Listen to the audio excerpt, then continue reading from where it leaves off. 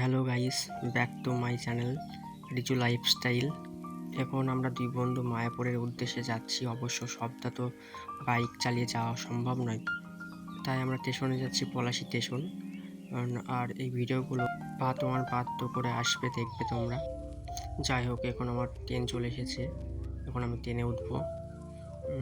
আমি পলাশী স্টেশনে আছি, এখন ট্রেনের ভিতরে আছি। আমি ট্রেন থেকে এবার নামার টাইম হয়ে গেছে। আমি এখন কৃষ্ণনগর স্টেশনে নামবো।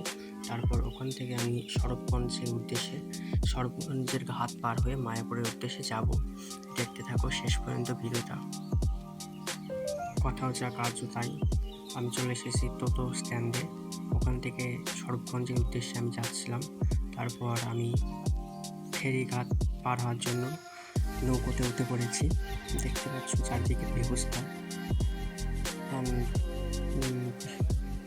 ফেরিঘাট পার হয়ে আমি এখন আমাদের রুম যেখানে আমরা নিয়েছি সেখানে যাচ্ছি। এখানে আমাদের একটা দাদার কাছে নিয়েছিলাম আমাদের একটা রুম। আর আমরা সেই রুমে একটা রুমে দুজন ছিলাম, তাই হচ্ছে আমি আর আমার বন্ধু ছিলাম। দেখতে পাচ্ছি রুমটা খুব সুন্দর, অল্প টাকার মধ্যে, মাত্র 300 টাকার মধ্যে এত সুন্দর রুম পাবো ভাবতে পারিনি। অবশ্য